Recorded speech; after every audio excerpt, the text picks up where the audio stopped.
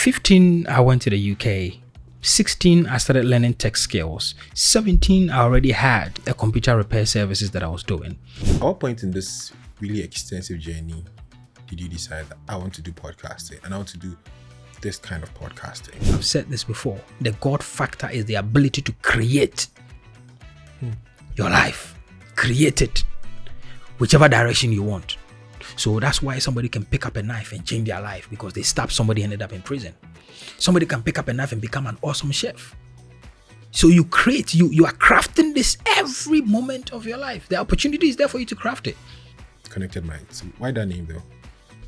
If you're a listener and a learner and somebody that studies, podcasting or interviewing is great for you because you get to get deep into people's minds and how they've been able to realize the success that they have. It becomes like a blueprint. As a person, if you want to chart the path of entrepreneurship, you will hit a lot of blocks, problems that will hit you emotionally, that sometimes you may even feel like you want to climb something and drop. It's happening to people all the time. You need a support system. You need somebody by your side, somebody you can be free and open with and talk about your problems, and they can water it very quickly before it becomes a bigger problem. Without that, life will swallow you. I know people who started podcasting around the same time as I did. They don't have the numbers I have. Why? Because you see,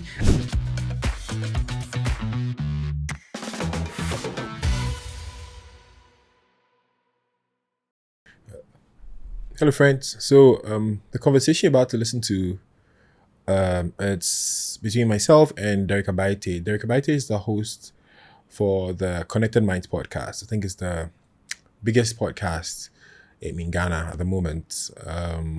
Really impressive portfolio that he's built for himself on the podcast and outside the podcast.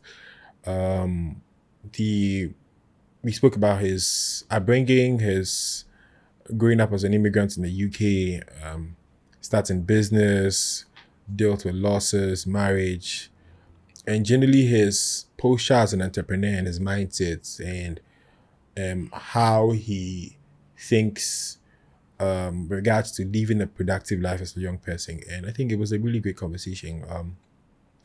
The funny fact is that after the conversation was that we ended up talking a couple more minutes because it was that good a conversation. And so I really do hope you enjoy it as much as I did. And the mantra remains just build something. Derrick. yes, sir. Thanks for coming. You're welcome.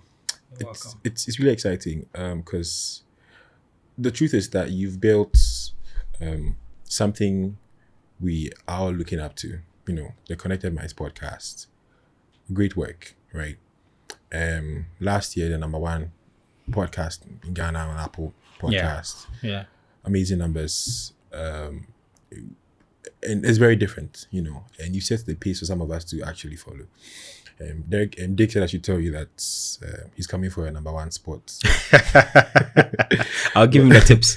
But anyway, and we'll be glad to take it. I really want to strip the veil, and understand the man behind the podcast, and just understand the journey you've taken, because I know you're a multifaceted person. I even heard you had stint in doing rap music and all of that. Hopefully we get to explore all of that to be a conversation. Okay. Yeah.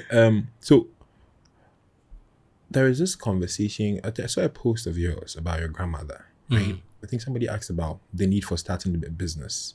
I think it's an old post of yours, and you're talking about how when you were done with school, you're a pharmacist by training, and you just realized you came to a certain realization that doing that was not enough. And there was a case where your grandma was not well and you had to come in to provide the capital to help her out, right? And that was sort of an inflection point for you to consider starting the business and becoming entrepreneurial, right?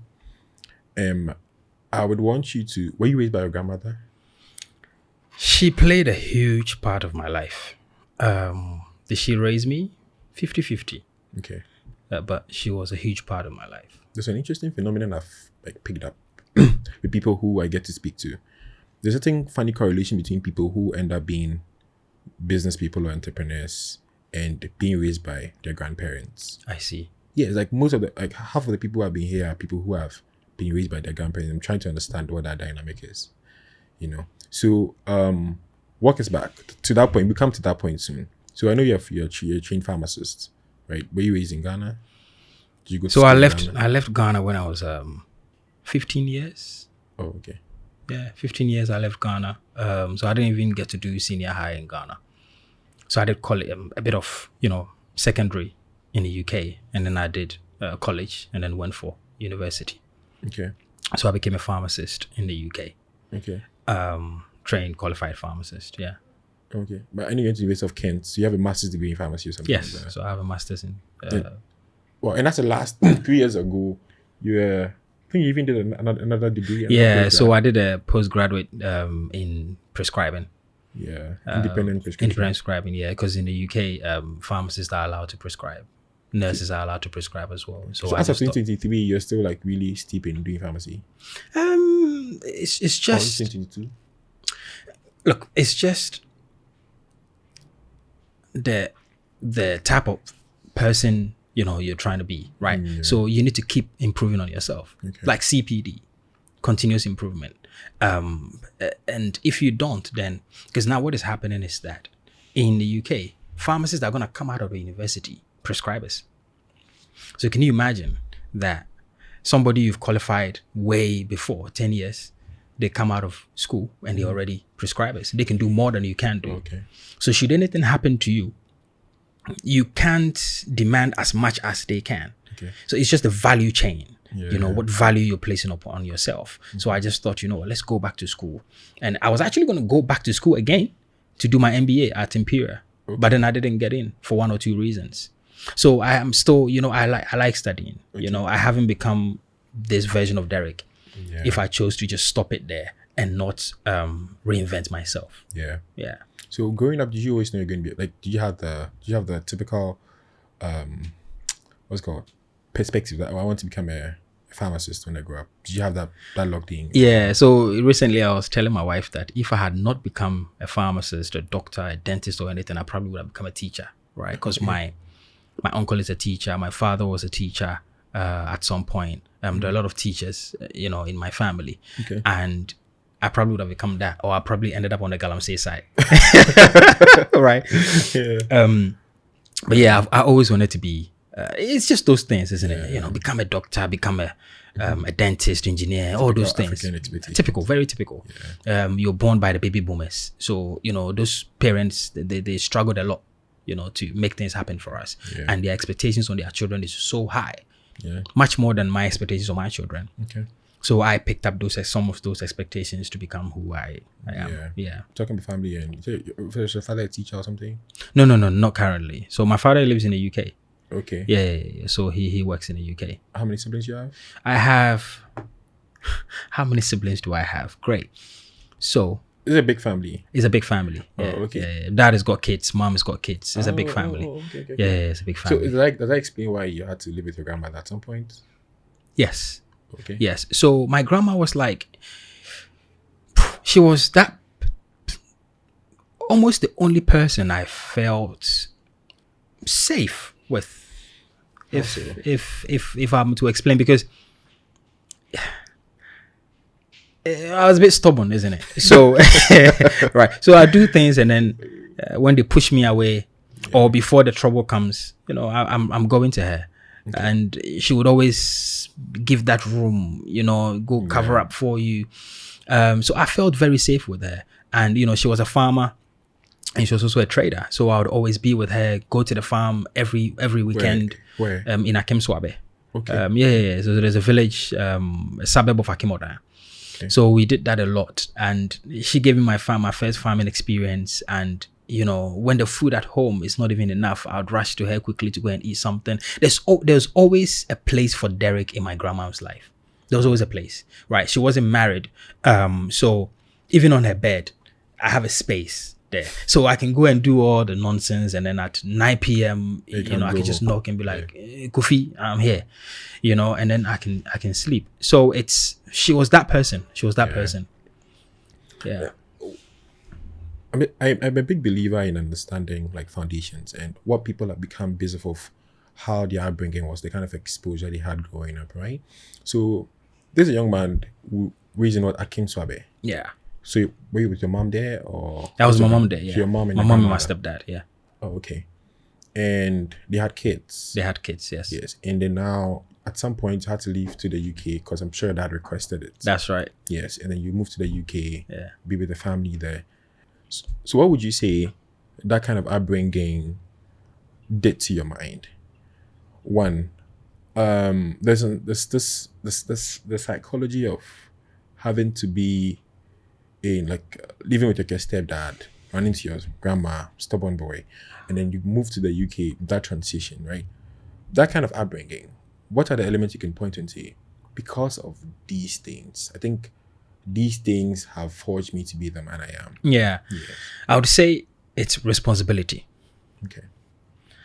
Responsibility. It has a way of shaping a man and realigning a man to their calling.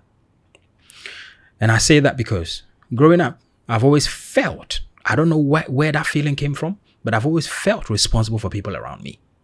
And it started with my siblings. Yeah. You know, I was taken into a marriage, right? I was taken into a marriage. So I was very much older than the new siblings that I was about to be born. So I always saw them as my younger ones that I'm supposed to help take care of. So I would get the water, I would get this, I'll basically try to, help mom and dad to put things together for them. Okay. And then also, you have that, and then the family doesn't have so much, right? So that's my early beginnings. The family doesn't have so much, and it's not unique to Africans. I mean, a lot of people go through this, but whether it shapes them to be, that's another story. Yeah. But why did it shape me to be? Because of the sense of responsibility and accountability towards the people that were around me. I always felt like I can always do better. And you see, there's something about gifts and calling and, right. You see, the purpose, the reason why the fingers are the way they are. For example, look at the thumb, right? So I see myself as a part of this, that without the thumb, the other fingers will struggle. And that's how I saw myself in the family. That if I choose not to be the thumb, the others can't hold. Yeah.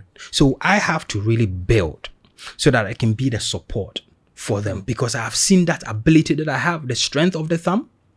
Are you with me? Yeah. But there are certain people who can't see that, because if we really deepen life and we look at things properly, right? The divine places in us abilities. And those abilities, it's not for us. It's to blend with other people and to provide either shade, support, finances, whatever, emotional, whatever, for people. And that's has been me from the beginning. Interesting. I understand that. And I was hoping that was going to be your response, because David Rubenstein says this a lot about how people who are born under certain circumstances have the gift of hunger. That hunger that comes with an accompanying responsibility. That he sometimes, he's a billionaire now. Sometimes he wails or laments about that he thinks his children do not have that kind of gift, the gift of hunger and responsibility, right? So now that brings us to the point of, I now understand the point of your grandma when we started the conversation, that your grandma was not well. This is someone you felt safe around, someone who has been a great support system. And now there's a young man who has a sense of responsibility. And so you felt like you had to step in. And to do that, you had to start a business to just come with extra cash to help. What point was this? And what was the first business you started? So 15, I went to the UK. 16, I started learning tech skills. 17, I already had a computer repair services that I was doing. Half of 17, I was already teaching people WordPress. Right. Yeah. Put it on Gumtree. 18, I was selling on eBay. Backtrack, end of 17, I had YouTube accounts. So you see, there has always been that family doesn't have. You can provide. The people you are leaving behind, they are struggling to pay their school fees. And that's my siblings. Yeah. Your grandma is not well. But you know that thing they put on us? You are abroad.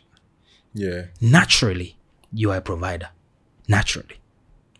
Whether you're going to go that extra mile to provide beyond what they need, that's another conversation. So the business has always been in the picture. And then boom, 2014, after university, business gets registered. Myself and my business partner starts, AKtive Healthcare Limited. Okay. And we are at this point today.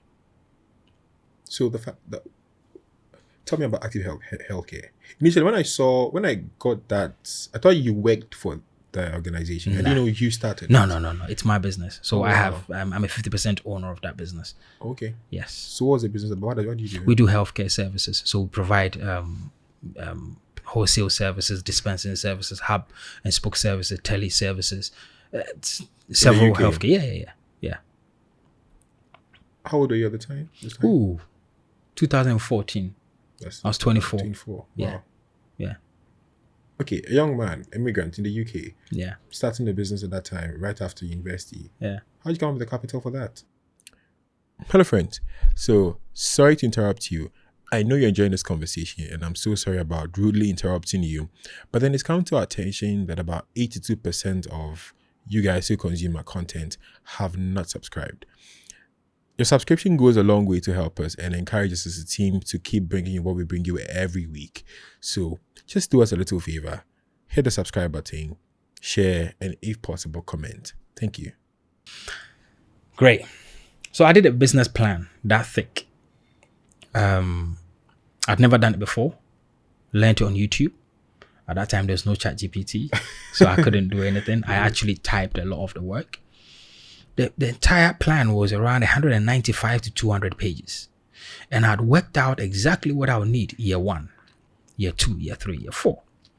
And then I broke it down to 12 months, what I'll need month 1, 2, 3, 4, 5. And I worked it out that for the business to be able to really work, I need £80,000. So I went for a startup challenge. Myself and my business partner, Edward. We went somewhere in central London looking for this money. 2 black boys thinking we can change the world. It didn't work out.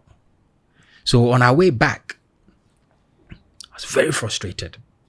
But then something went to work. This. Started going to work. And then I said, you know what? Let's use our friendship circle. Let's see how many people within our friendship circle can support our business. So we came up with a friendship circle. How many people, Ed, how many people can you get in your circle that will believe in you? How many people can I get in my circle that will believe in me? We came up with them. Then we approached each one of them, one after the other. So we had 2 doctors, 1 pharmacist. So that was Abimbola, Assad, and Desmond. And then myself and Ed. You were a trained pharmacist Yeah. at the time. Was Ed a pharmacist too? Ed was a pharmacist, yeah. So Ed is more senior to me. Okay. So there were 3 pharmacists. So myself, Abby, Ed, 3 pharmacists, and then 2 doctors. They bought into the idea. Then they started paying into the business. That was how we started our business. At some point, we ran out of cash. So we had to go to the banks for loan. So I took a personal loan. Ed took a personal loan. And then we injected it back into the business. Did I think it was going to fail? Yes. I knew failure was always, around the corner. Yeah. But so was success. So what made us more comfortable in taking this path was the fact that Eddie has a big family. So we always knew that if there was trouble, one of the sisters or the brothers could bail us out. Were you able to help your grandma? I was, yes. Is she still alive? She's not. No. My grandma passed away from ovarian cancer. Oh, sorry about that. Yeah, ovarian cancer. I was some medications I had even sent to her. She couldn't even get to the point of taking it before she passed. So, yeah. Did you see her after you left? Did you ever come After back I went to see the UK, yes, I only came to see her once. So I saw her once. But her health deteriorated very quickly. Okay. That I didn't have the opportunity to come back. As a matter of fact, I didn't even have the finances to come back at that time. Yeah. To even come and just see grandma. You were and still then go running back. AKtive. At the very early stages, yes, very early stages. Where is it now? What's the scale now? It's amazing. Okay. Amazing. But AKtive is doing pretty well for us at the moment. Based in the UK still? Still based in the UK. We still have AKtive in Ghana, remember? So we have AKtive Plus in Ghana. We have AKtive Healthcare in the UK. Oh, okay. Yeah. So you're behind the AKtive Plus here in Ghana? Yes. Oh. So here we have 2 pharmacies. Is it the brand colors? Is it green or teal, white? Green. Yes, green. Yes. Green. So the pharmacies are in Lakeside. Oh, yes. Yes. I live at Lakeside. I see. Yeah, so interesting. Yeah.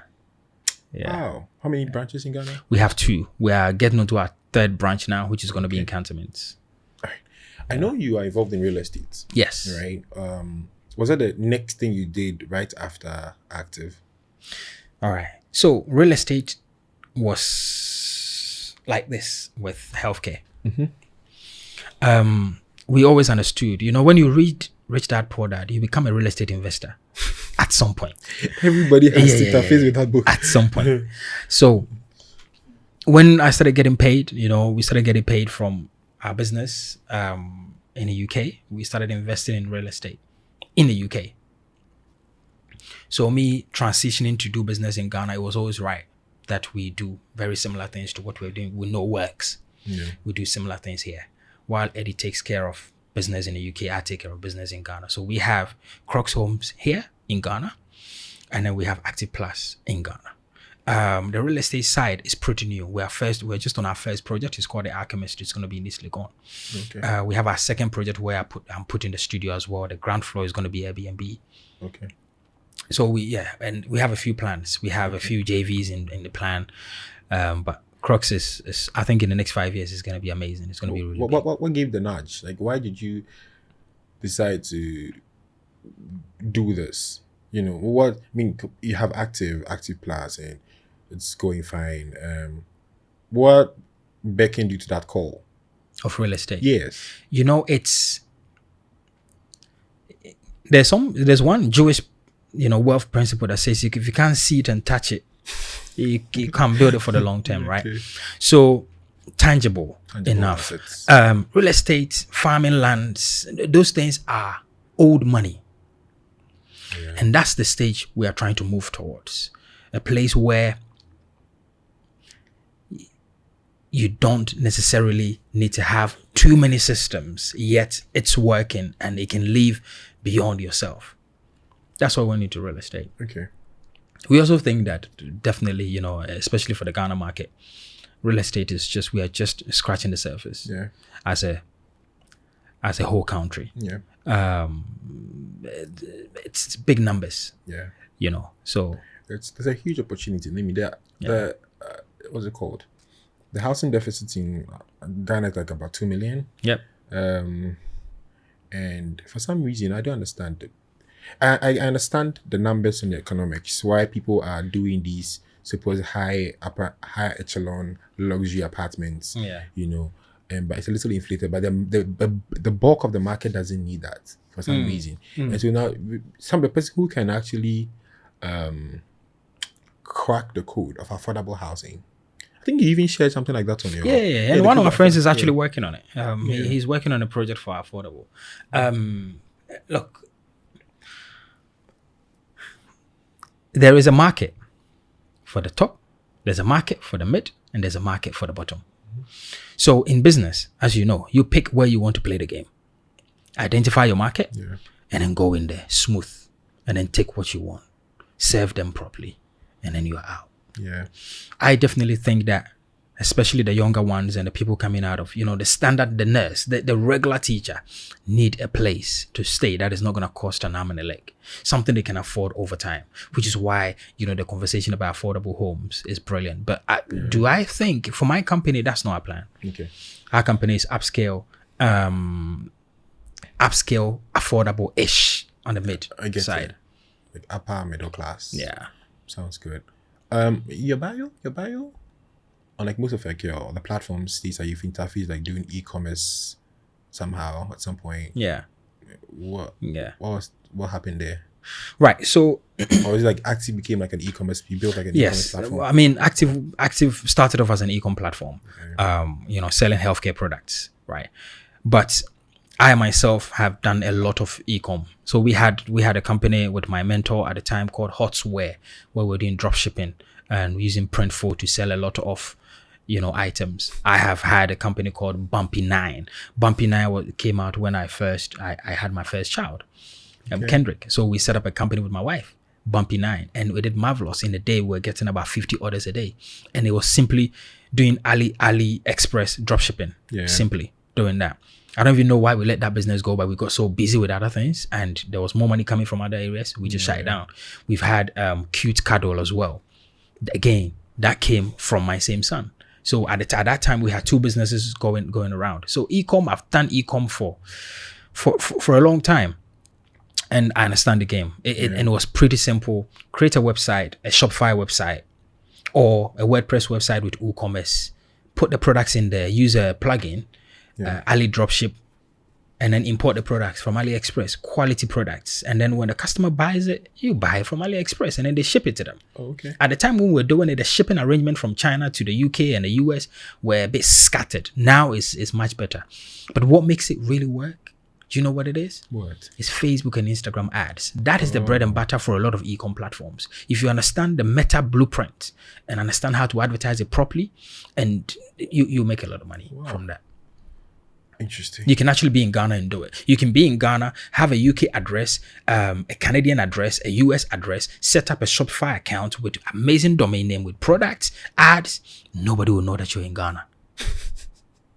You can actually buy a US phone number from Zoom and use that. So you see, that's why I say that if people want to go legit, they can go legit.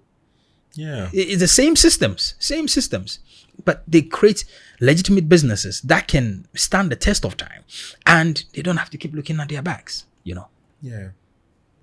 You're a real hustler. Yeah. You can't come from a village with so much pain and not be a hustler. Yeah. It has to be one way or the other. But for me, it's not hustle. The word hustle in Ghana, it's used negatively. Yeah. So the young ones have really got to be careful. Yeah. Really got to be careful.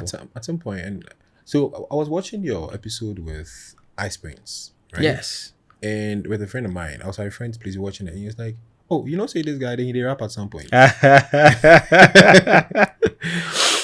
Tell me about that story. Yeah. How are you a rapper? Yeah. So it started in Ghana though. Oh, okay. When I was in JSS with 3 guys, we had a group. So we used to perform in Akim Swedro and the suburbs, of Akimoda. We just loved music. I love to dance. Yeah. I like music. Music is my first love. So going into the UK, I went into the UK with a group named Vibe Squad. Okay. I put together, my brother came on board. I was doing music production. He was doing music production. I had a studio in the house, and then in college, brought a few people together. So I was learning from Sonny Ballet of blessed memory, Sonny Ballet, Yogi Dogi, Batman at the time, Samini now. Yeah. I was learning from a lot of these guys. And then when the rise of Afrobeat came, when Wizkid came at the time with Holla at Your Boy, we had already released a song called Wedi Misika in the UK through Vibe Squad. It did bits, like a lot of work for us. We're on stage with several people. I opened up for Two-Face, D-Bang. At this point, where were you? Were you in school or you? I was still a student, yeah. I was still a student, yeah. I was still a student. You called it hustle. Well, I was still a student. Yeah. So I was still doing all those other things. What I didn't do for long as a student was take a job. Okay. I probably did it for like a month. While I was a student. Mm-hmm. It was always one hustle after the other. Either an e-com platform, a YouTube account, an affiliate marketing platform, music. It was always something. But go and work for somebody because I hated it. Right. The mindset of hating to work for somebody, where did it come from? Is it because you read Kiyosaki's book? No. Or you had like a bad experience? No. Look, I've always known my father was an entrepreneur. Okay. He was a gold diamond dealer in those days. Oh.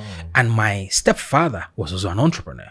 My grandma never worked for anybody. My mom never worked. Look, I never saw people that were working for people. Oh, my father was a teacher, but he stopped very quickly. My uncle, teacher, he still does it. It's not doing great. The people I knew in my circle that were working, they didn't have money that could go beyond what they want. Yeah. It was very, so I always knew that Derrick is not going to do this. It is going to have to be, if I want freedom of time, I need to start my own business. Yeah. And that if I'm working for people, it's only to learn. It's not to stay there. Sounds interesting. I get Yeah. it. Makes a lot of sense. Okay. Konnected Minds. Yes, sir. At what point in this really extensive journey did you decide that I want to do podcasting and I want to do this kind of podcasting? Yeah. Right. In 2017, I keep getting the dates wrong. 2017? Yes. I had a podcast on Anchor FM. At the time, it was Anchor FM before it was bought by Spotify. Yeah. And it was basically... Your episodes are still live, you know. Really? Yes. Those old ones? Yes. Oh my God. Okay. So I had a podcast, very old. And I was just using that to tell my story, just my journey, what's happening, what I'm doing. And then I stopped because my business took a dip. Okay. And, it affected me emotionally. I needed a lot to come out of and then really to think about the direction for my business. So I stopped it. Coming back to Ghana, I just... I've been in Ghana for like 6 years. So I was here for about 3 or 4 years before I decided to do the podcasting again. Okay. Observing what is happening on the screens, there are a lot of things that don't excite me about what I see on the screens. Yeah. So in my house, we don't watch Ghana TV. Basically, we don't watch TV. We don't watch because there's a lot of nonsense on our screen. If you check my Instagram, it's filtered. My TikTok, everything is filtered to what I want in my headspace. So I was just thinking to myself, wait, hold on. If this is a generation that we are going to be proud of, they must be soaking different level of knowledge. Okay. Different. What better way can I take this message to them? Apart from the experience that I've gone through, the business acumen that I've built over the years, the processes that I have. I want to use that to educate the young ones and then try to see whether we can change certain things about them. Thank God it's working a little bit now. That was the point I decided, let's do podcasting. Oh, okay. And do Konnected Minds. Konnected Minds at this scale. Putting a pin in that, back to 2017, when you started the podcasting on Anchor FM, why did you want to do that? Or just had the proclivity to document your life? Or no, so at the time, Eddie had come up with a youth seminar through his company, Alpha Youth. He does it through his church, where every year they organize programs. And because I was very much involved in the startup of our businesses, every business we've done, very much involved in the startup. So it's very, very much, I do a lot of the dirty work. And then I'm like, yeah, Ed, me, I don't want to work. Right? I want to move on to something else. I'm getting a bit bored. Then he will come and put the systems in place to keep it running. Okay. So he just thought, Derrick, there's a lot of knowledge you've acquired. Why don't you speak to the youth? Oh. So I was doing a seminar at his church and business seminar. So I was teaching principles of the 80-20, the rich dad, poor dad, the think and grow rich, all of that. But then I decided, wait, hold on. I'm going to lose my voice. Let me record this so that people can play it over and over and over and over again. Wow. Then I discovered Anchor FM. So it was actually recorded on my phone. I just downloaded the app on my phone and then I did it. I didn't really plan it properly. Okay. But then people kept sending me messages and saying, oh, I learned a lot of things. And I'm like, learned what? It wasn't something I was really doing. It was just for fun. Nice. Yeah. So fast forward to the timeline in Ghana. Yeah. You've decided that there are airwaves, and I agree, needed a page. And people had to consume a different kind of content. And so Konnected Minds. Why that name though? Yeah. I'm a big believer of the mind and the power it has. And because of that, mind had to be involved. That's the first step. But that name, we went through several names. So I sat down with my wife, as we usually do. So you're married at this time? Yeah. When did you get married? Oh, I've been married for nearly 8 years. Oh, wow. Yeah. Wow. Right. So So we go through names. I'm like, can you come up with like 20 names? She came up with names. Initially was Mind, Step. So Mind was not going to be taken out. And then, one reason or the other, we started going through other names. He said, no, I don't like it. I even created the logo for Mind, Step and put it in the studio. So I started doing the studio without the name. Then I thought of the name and I printed it and I dropped it in there. And then I said, well, I went to sleep. And then I said, nah, this doesn't work. I listen to a lot of, philosophical stuff. So it needs to be a little bit deeper. We woke up the next morning and we started writing. And then I sent her Konnected Minds. And she goes, that's the one. That's how the name came up. Interesting. So it's been how long now? A year and a half. Yeah. And as of last year, you were the number one podcast on Apple Podcasts in Ghana. On YouTube, you have 90 something plus. You have the biggest numbers locally when it comes to podcasting. Yeah. How has the journey been for you? Coming in, did you start with speaking to guests, or it was like your regular sharing your thoughts, idea stuff?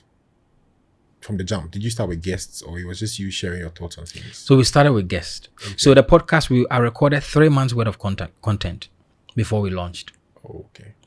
So it started 3 months before the launch date you see. Okay. But actually, this is what happened on that YouTube channel. All right. And I recommend this for everybody.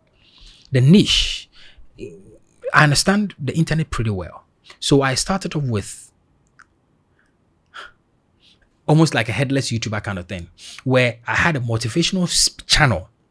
That channel you see was a motivational channel, and I was putting a lot of Jim Rohn stuff, Alan Watts stuff. So that was, that was giving us a lot of content and a lot of, so I had editors in place. So I'll create the content and then they will use whatever method they did and then put the video together.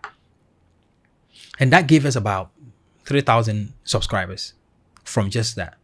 And then I decided this is the right time to launch the podcast. Then I took all the videos down. And then we uploaded 3 months worth of content, contacted people I knew, friends. That's where I started. Uploaded the content. Then January came and I said, yes, this is the first one. Released it. But when that was released, I was searching for new people and the direction was still coming in. The team I was working with is different from these guys. Because at the time, they even didn't understand what this guy is trying to do. They're like, oh, can you just do entertainment? Just do entertainment. And I said, look, that's not the plan. This is not why I came. My chief editor at the time was Ghanaian. And he was very much entertainment oriented. Oh, boss, can you just add some entertainment? And I said, look, just wait. Because it wasn't working. The first 3 months, it just wasn't working. As a matter of fact, my unknown YouTube account was doing better than the podcast was. And I said, look, stick with it.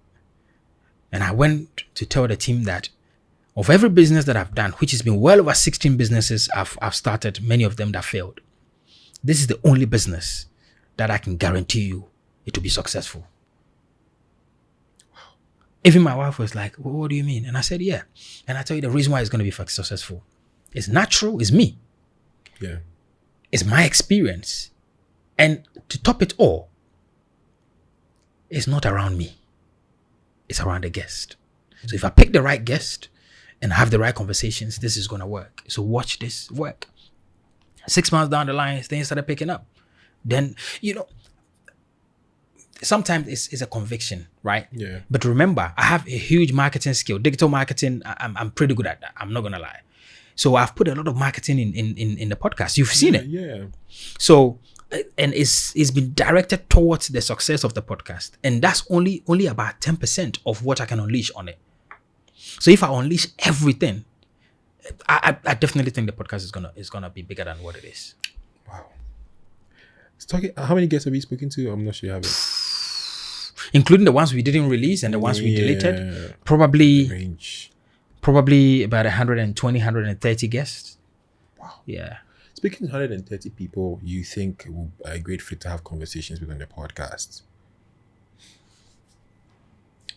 Before you started Konnected Minds, I'm sure you had a certain frame of mind, and you had that was a Derrick before the Konnected Minds. Now 120 plus conversations in, because even me, right, we're just about 16 conversations in or 17 conversations in, and something has happened to me mentally, right? Like you're constantly meeting these quote unquote great people doing great work, it just does something to you as a person, right? What is your tale on that front? 100 and something plus people. Yeah. What has happened to you? Yeah. If So you can put it to words. yeah, I'll try. So usually what happens when you in the industry you're in as a podcaster or as an interviewer, the first thing is you form quality friendship. That's number one. You get to know people beyond. Forget the conversations we have in a podcast. It's deeper outside. Like you sit with people for the minimum time it takes. Usually people will ask you, how long is it going to take for the podcast? You say 1 hour, 30 minutes. But actually, the minimum time it takes for people to spend time with me is about 3.5 to 4 hours. And the audience only get to see an hour and 20 minutes maximum. So the rest has been for me and building quality relationship. The other thing as well is what it does to your mental space. It helps you build capacity and to see things from different lenses. Yeah. And which is why if you're a listener and a learner and somebody that studies, podcasting or interviewing is great for you because you get to get deep into people's minds and how they've been able to realize the success that they have. It becomes like a blueprint that you can then say, oh, this person did that, it worked. Look, I can tell you conversations I've had with people and the businesses they do and the success they've had. And they be black and white. They will just tell you, this worked for me. They may not say it on the podcast, but just in the conversation that we're having, they say, look, this is what I do. And this works. I had a woman that told me that one of her biggest seller is mattresses. She imports mattresses, biggest seller. Now, I have this information. If I didn't have any business to do and I have enough capital, I can import mattresses and put a team together to sell. Yeah. Right? Forget that. The other thing as well is the way people do things. You see, I always say that we are interdependent as human beings. Mm-hmm. It is not possible to survive here by yourself. And everything, this conversation we're having is come through experimentation. This mic has come through experimentation to get here. But how do we get to experiment? Is by challenging the mind, speaking to people and trying several things. Then you get to see what really works. Right. Yeah. And then you hone in on that and say, okay, this is what works. Yes. So really, we must harness that power that everybody has and we work together.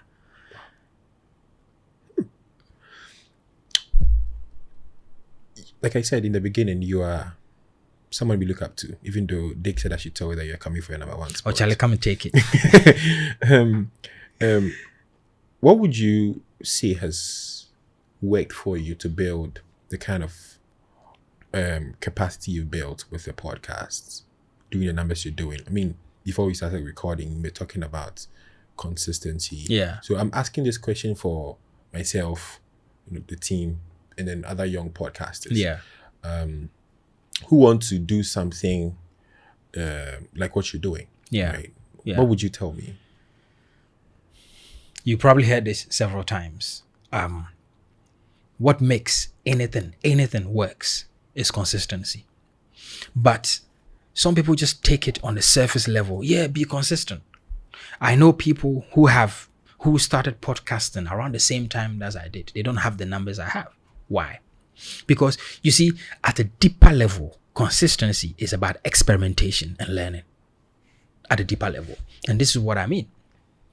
If you sit in that position all day long, looking at me the way you are, you become very myopic, right? Your judgment is based on what you see.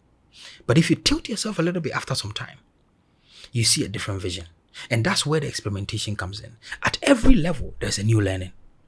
So today you release a video on YouTube or an audio on Spotify, and then you see it's going in a certain trajectory that you don't like.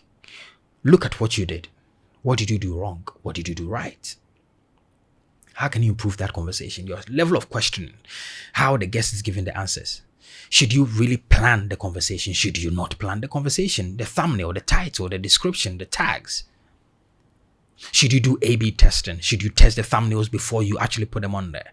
So there are a lot of questions you need to. So it's not really just about, I've recorded an episode, they edited it, is amazing, let's release it. If you check everything we've done on the podcast, there's been several experiments we've done. We've had VOs at some point, right? Miss Drew has done fantastic for our VOs, and we take her off at some point, and then we break her back on. It's all experimenting and trying to understand what the audience are playing with. Sometimes, you know, it's changing the thumbnails over time. Sometimes we change title. I've said it with Reagan, change the title as many times as you want to change it, as long as it's still in line with the conversation. You know, the boxed mindset doesn't work with consistency. So it's not about, I'm hitting the same place over and over again. You only get deep. You don't get wide. Interesting. Yeah. I mean, you probably interface with our podcast a little. This is me asking for a little audit, right? If you could tell me, right, a few things you've noticed about our podcast that you like. Yeah. And then some things you think we can improve on. Yeah. Right here now. I think, one, your titles need to be a bit more intriguing. Somebody must read the title and want to watch the video. The thumbnail as well. You know, there's this whole thing about style and branding where people pick a style of branding and then they stick with it, or they copy somebody else's branding and then they stick with it. But what we don't understand is on YouTube is a very difficult platform. Test several thumbnails until you find what works. So don't just start off with, this is my style, because that style may not resonate with the audience. And that's what we do. Yeah, okay, I'm doing a podcast about self-improvement. Steve does the same thing. Okay, let me do Steve's style of thumbnails. Or let me do Jay Shetty's style of thumbnails. But that may not work for you. So if you check what I've done, I've done 2 stages of our thumbnails. I did it. Then I had a lady do another stage. Then now I've got my Iranian guys doing the other parts. But I've got somebody else from the Philippines who's also going to do other style. And we're going to keep changing it until we see what works. Because at this level, you may say, oh yeah, it's working. No, we're looking at 1 million subscribers. So we still need to keep experimenting and keep trying. So I think that's the part of, you know, the hook is amazing. Listen, on YouTube, most people log off the first 30 seconds. Most people. First 30 seconds, a lot of people binge watch. If you have an hour episode, people will just watch 20 minutes. They'll come back another time, maybe watch a movie. They're not going to watch yours. Maybe in about 2 or 3 days, they will come back and then watch yours again because YouTube is going to keep putting it in your face. So your hook within the first 30 seconds must be amazing. This is why we started the whole, trailer style introduction. The whole VO style. But even that, we keep shrinking it. We started off with 90 seconds. We keep shrinking it. We keep shrinking it, bringing it down to hook the people. And sometimes we have conversations where we pause and we are like, to the audience, if you had $50,000, what would you do with it? Leave it in a comment. That gives us engagement. So we engage with the people.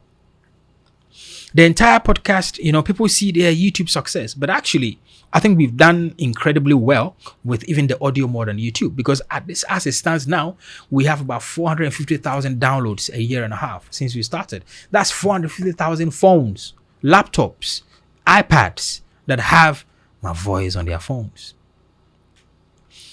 That is, to me, it's impeccable. Yeah. And, when you start this podcasting thing, a lot of people are going to message you, yeah, I can help boost your page. I can help. Don't do all of that. Because we didn't do anything of that sort. It's been purely organic. Yeah. So the where we spent money was the visibility for the brand, Konnected Minds. So the billboards came in, the Instagram ads came in, because I understand it, that we need to get the brand in the minds of people so that when they think of quality, informative podcast in Africa, they need to think about Konnected Minds. So we don't just advertise in Ghana. We don't just, it's South Africa, Lagos. Yeah. So title, thumbnail, experimenting and all of that. Any other? I can do a proper audit for you. Yeah. So I can take my time and then look at your page properly and then recommend a few things. Sure. For me, I think your quality, you've done amazing. It's you guys are doing an incredible job. Thank you. Yeah. All right. Talking about influences on like style and brand. Have you ever been told? I'm sure you've heard it. Like that. There's someone can tell the Stephen Bartlett influence on your podcasting. Have you been told that before? So when we started, we've had some comments. Yeah. But what I always ask people is, what exactly is that thing? What is it? Yeah. Because I watch Reagan's podcast. I think Reagan's podcast is more Stephen Bartlett's style crowd than my podcast. Yeah. But why do people see the whole... Steve. But you see, I tell you what, there's this investor, I think he's Indian, who says this. And I'm not saying by all means people should. All he does is copy Warren Buffett's style. He's a multi-millionaire. Yeah. There is something about the waves and the way it moves. And that when you stay with the tides, you don't get drowned. Yeah. Against it, there's a lot of turbulence. The whole thing about experimentation, Steve has done a lot of experiments. A lot. And it works. So, when you go down the street, you see Toyota, you see Nissan, you see BMW, you see a lot of cars. Majority of these cars, they have the same shape. Why? Because it works. A lot of airplanes have got the same shape. Why? It works. The lift, the airflow. So you see, in every market, there is what works. Stick with it. That's it. Okay. Don't try to reinvent the wheel. But in what you're doing, experiment. That's all. Because, somebody was like, why do you always wear white? Why? It's just, for me, it's, Steve has given us the blueprint to the new age way of podcasting, and he's shown us that it works. The guy's a multi-millionaire. If you're doing a podcast today, who is a better example today than Joe Rogan, Jay Shetty, or Steve? You tell me. Or Mel, or Chris Williamson, or if you're in Ghana, Konnected Minds. Yeah. You see what I'm trying to say? Yeah. How many iPads do you see that look like this? Tablets that look like this? Why don't people do this like that?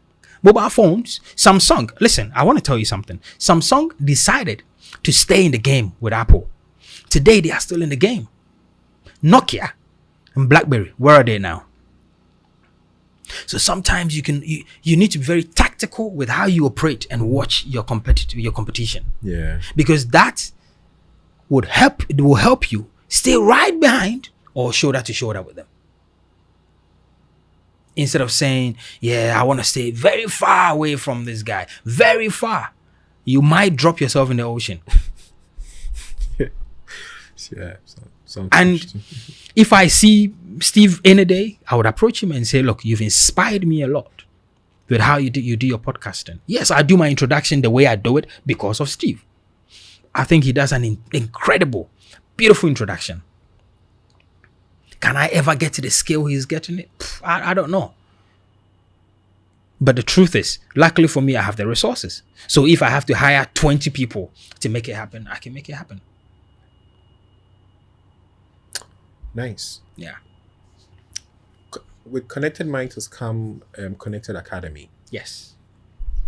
What was that about? What's that about? So Konnected Academy, it's my mentorship and my coaching program. It's a community of the diehard fans of self-improvement, business concepts, mindset change, complete transformation. That's what birthed Konnected Academy. We have a community on WhatsApp. We have a community on school. We're building our own systems that will keep people together. It's going to come with funding, businesses within the community after they've gone through my mentorship. So that's where Konnected Academy comes from. Okay. It's, we have events as well. Events coming up. Yes. Yep. 29th of August at the British Council. It's a paid event. You have to pay for the attention.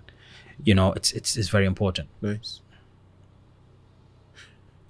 I saw a comment or like something in your story on Instagram about a young man who is tied to this whole mentorship thing, who said initially didn't like you.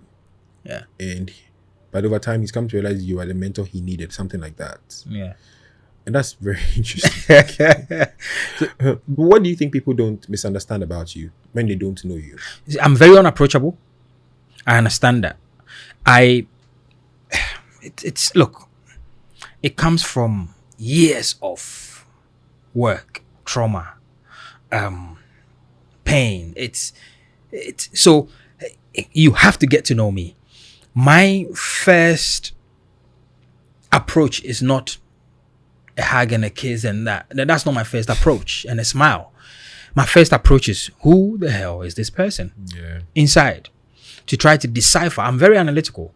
So that's my first stage. And then once we crack that, okay, we can have a drink, we can have a chat, it's in phases. Yeah.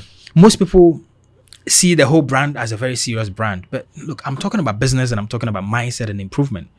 I study stoicism a lot. Seneca. There you go. So I'm not going to be in your face with all smiles all the time. We have to get a bit deeper before that stage happens. Why that person didn't like me that I posted, I don't know. But the truth is that a lot of people shoot the messenger, so they don't even get to hear the message. Yeah. I'm telling you, any young person that listens to me, that do as I say, ready to change their lives will change. Because I'm a testimony of everything that I teach. There was nothing like, Derrick, take $100,000 and run a business. It's been one learning after the other. So I know that people can change their lives if they want to change their lives. But you can also be like, yeah, no, I don't like that guy. I don't want to associate with him. But who's failing? Yeah. I say that if the decision you make towards any information makes you happy, makes you feel fulfilled, carry on. But if you're broke, miserable, and struggling to make it in life, and there's quality information that can change your life and you're still throwing stones at it, well, guess who loses in the end? Before I, what's it called? On the surface level, interact with your content to a certain degree, I realized, I was telling my friend that but now I understand with what you said. When you mentioned Alan Watts, you have this thing where there's a certain mystic posture. We're talking about codes and secrets, and so now I get where that is coming from. I think there's a heavy Eastern philosophy influence. Well, you could call it Eastern, but I think metaphysics, esotericism, and alchemy and all these things it's more ancient African than it is Eastern. There's a lot of mystical and esotericism stuff that I usually talk about, but that's come out of the studies that I do and the path that I'm on. Taking. Okay. Because you and it makes people think you're a bit mysterious and stuff. Somebody said, "Oh, why do I hold my hand like this? Why do I?" There's a lot of that's. People read into things, right? But that's just the way human beings are. What we don't understand, we question it negatively. Yeah. But if you take the time to understand and know that the highest path you can be on is the path to enlightenment. That's the highest path. Yeah. So now there's a lot of clarity because I like Alan Watts a lot. I think 2 years ago, he was probably the voice I needed on a couple of things, right? He has a very interesting take on God, the reality of God, and he has a way of broadening your mind. So I really now appreciate some of the things I've spotted in your, like, what you're building. Now, talking about mentorship and lessons and the things you've gathered over the period, when you turned 35, you shared 8 lessons you've learned, you've gathered at 35. It's actually 10. 10, okay. So test. Top 10 lessons you've learned so far, right? Yeah. So I want us to go through them one by one. More so to understand the background, how you came to those realizations, right? If that's okay with you. Of course. Right, of course. Sure. So the first lesson here is you need a support system. Someone who can truly be there when you need someone to talk to. And there's a picture of you and your wife. Yeah. I'm 35. But I always say that for the people that believe in reincarnation, they will probably say that I've been here several times. I thought deep about these things before I wrote them. Life is hard by itself. And if you remember when we spoke before, I told you about the fingers and why it's all different levels, and God in his own wisdom did not make it at one level because it wouldn't work. It's that support that you need. A thumb can't do anything without the rest. As a person, if you want to chart the path of entrepreneurship, you will hit a lot of blocks. Forget entrepreneurship. Life itself will give you a lot of mental problems. Problems that will hit you emotionally. That sometimes you may even feel like you want to climb something and drop. It's happening to people all the time. You need a support system. You need somebody by your side. Somebody you can be free and open with and talk about your problems, and they can water it very quickly before it becomes a bigger problem. My wife provides that for me. Ernest provides that for me. Eddie provides that for me. Pastor Eric provides that for me. General Bedema provides that for me. Dr. Titu. I've got several people that if the road gets tough, and I'm not talking I need $100,000. I'm talking I'm faced with this challenge. The challenge of being a boy dad and the way they are behaving towards me. I don't know how to navigate the path. How did you do it? You need a support system. Yeah. Without that, life will swallow you. Yeah. 2, the people you care about the most will hurt you the deepest. Every pain I felt came because I cared. Yep. Family, friends. By mere fact that, I meet you today and you tell me your problems, and then I let you in, support you with some money, give you a place to stay, support you throughout the time, you think that I'm giving in. So now, naturally, because of where my emotions have gotten towards, whatever you do on the other side would affect me. Because I now care about you. So I expect you to give me the same care. It's that expectation that disappoints us.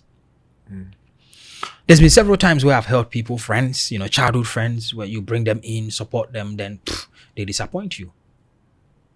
Family that you've cared so much about, that you think, let me help you too. Then you get disappointed. And it hurts. We're human. Yeah. It hurts. It doesn't stop us from doing good, but it's just a reminder to myself that the only reason why I felt that pain was because I chose to care anyway. Yeah. Well, does that mean I shouldn't care anymore? Well, I'm going to care, yet with wisdom. So that was the realization I came to. Yeah. And this particular one, I would really like to hear the backstory, if there are multiple of them. Life really hits you when you lose a loved one. Yes, it certainly does. That was my number 3. It was actually supposed to be my number 1. Unless you've been through loss, you will never understand loss of a loved one. You will never understand. The first one for me was my grandma. The second one was my mother-in-law.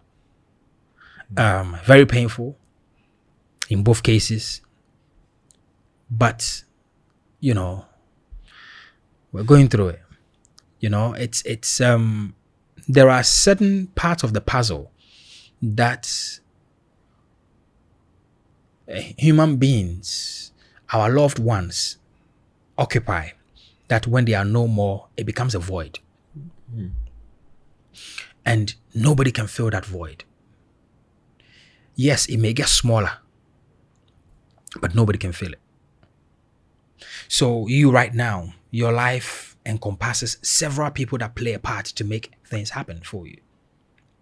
Maybe not directly. There are people that they are just even praying for you, whatever it is. And once you lose those people, it creates a huge void. Huge void. And I think that was with my majorly mother-in-law. And then wife's mom. Yeah. This particular one, I laughed when I saw it because I'll tell you why. Don't marry just for looks. Everyone needs a peaceful and intentional spouse. That's what truly makes marriage work. Yes. I'm like, this man has a very beautiful wife, and he's telling me not to marry for looks. But anyway,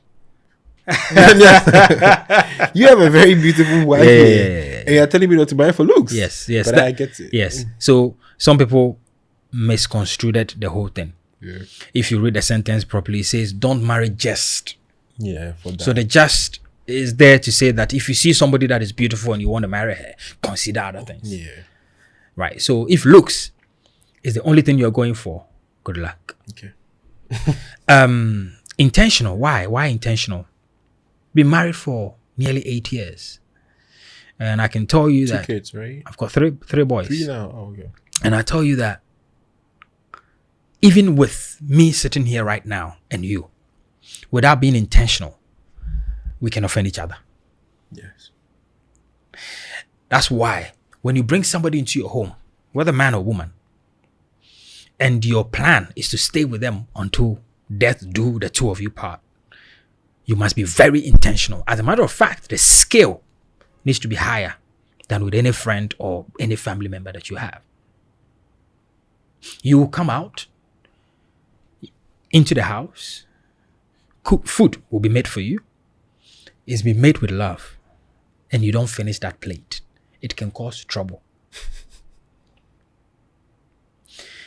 Maybe because you had some stress outside, so you are not prepared to come and eat. But somebody has made it with love. You go upstairs and take your clothes and then drop it anywhere you like. There are things that happen that make couple gel together. Yeah. And it's very simply having what we call tact, the ability to know how somebody will feel before you say what you want to say or do what you want to do. That is the high level intentionality. Okay. This one for me, I think it will strike home. Said money becomes more important in your 30s. If you waste your 20s, you pay for it. Chase the bag. So you're in your 30s, I'm in my 20s. Talk to me on this. So you see me, I started in my teens. I started this positive obsession about money in my teens. Manifested a whole lot of things. I don't know. Maybe somebody was advising me saying that if I waste my teens and my 20s, my 30s is going to be miserable. I have seen, the reason I say that is that if I look at my life today and I look at the lives of the several 30-year-olds that I know that are in my life, it's a huge struggle for them. Mm-hmm.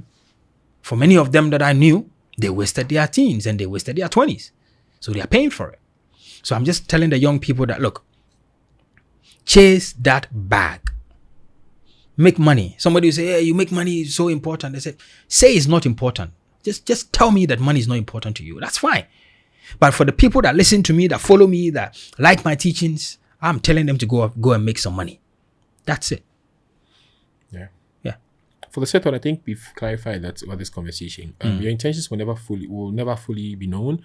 Haters will hate, lovers will love, because that's who they are inside. It's not about you. So we've sort of touched on that later. Yeah. As you grow, you lose many friends and even family. This is the 7th one. Often due to silent rivalries. Mend what you can, let go of what you can't. Don't force it. Yeah. Relationships are not meant to be forced. Okay.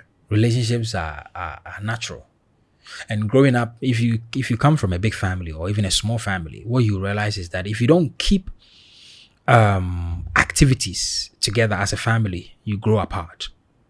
So the reason why we sit here and chat today is because you're a podcaster and I'm a podcaster. So we can take this conversation beyond here.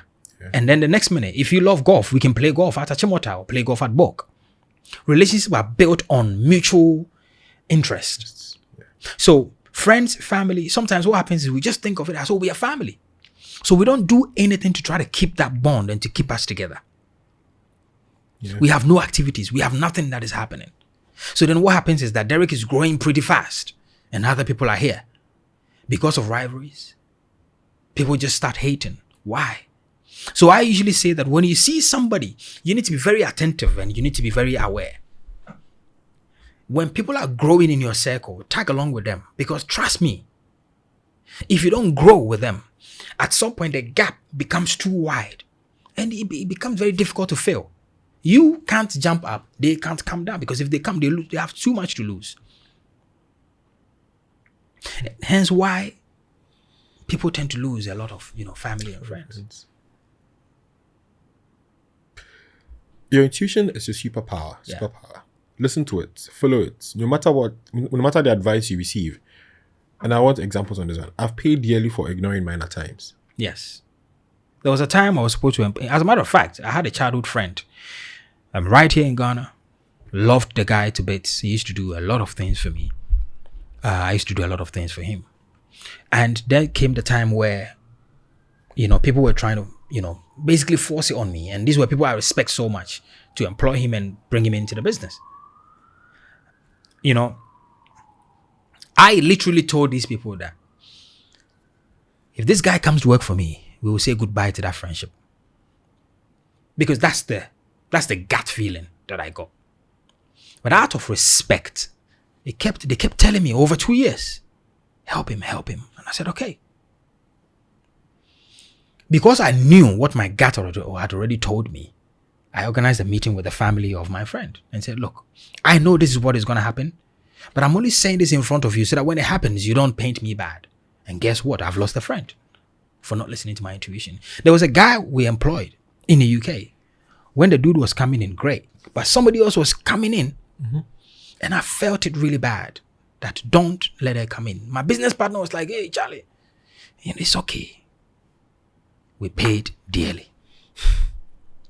This has happened. I can give you 50,000 examples of the times that I didn't listen to your intuition. To that, and everything went bad. So, and I tell you something about intuition. If you don't listen today, you don't listen tomorrow, you don't listen again, it gets smaller. So your power to hear diminishes. It knocks at the door. And then you don't hear, you don't act on it. Even if it's going to go bad, act on it because you've heard. Over time, it becomes more powerful. Then it becomes more positive and good for you. Because you begin to trust that God in you. As a matter of fact, you begin to exhibit that God traits when you start listening and following your intuition. I'm going to skip the 9th one because it seems obvious. The last one. It's tied into a couple of questions I wanted to ask, but then if you explain this, it's going to help me a lot. Yeah. Marriage and kids will change you in whichever direction you're drawn to. What are you trying to say? Yeah. So there are certain fathers, certain mothers who naturally are drawn to the carefree life, that they naturally don't want to be responsible, don't want to be a part of the children's life, their spouse's life. And there are people who are very much involved. They want to be involved. That's who they are naturally, to be involved in the growth of their spouse, the growth of their children. They want to be present. That's what I mean by whichever direction you are drawn to. Okay. So whatever you are drawn to, when you start having family, you start having children, that's where you're going to go naturally. Okay. But that change will happen. For me, like I said, I've always been responsible for my siblings. I've always had that sense of accountability towards myself. So I'm drawn to that. So that's taking a lot of my time. Yeah. Very much involved in my kids' life, very much involved in the growth of my spouse, very much involved in the family is a community for us. Okay. 3 boys, you said? Yeah. I saw a video of you. You went shopping with them and they were in the carts. Yeah. Nice. Chilling. I know in your spare time you play golf. Yeah. What else do you do when you're not building?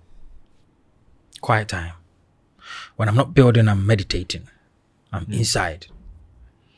I'm going to a higher place. I'm receiving. And I'm pondering. I'm contemplating. Using both minds, the right and the left, the both brains, the right and the left hemisphere. Bringing it all together. trying to expand my intuition or trying to be more analytical.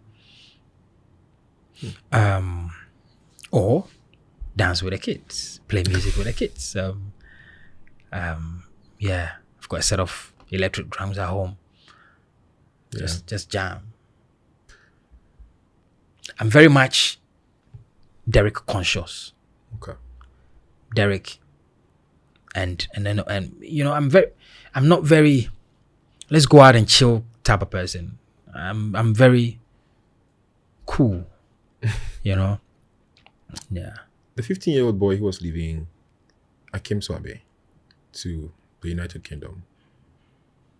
If that boy walks into the room right now and sees you and sees what you become, what would you think he would say?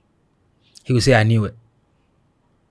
Yeah. If it's at any age, even my 10-year-old self will say, "I knew you were gonna be like this." Because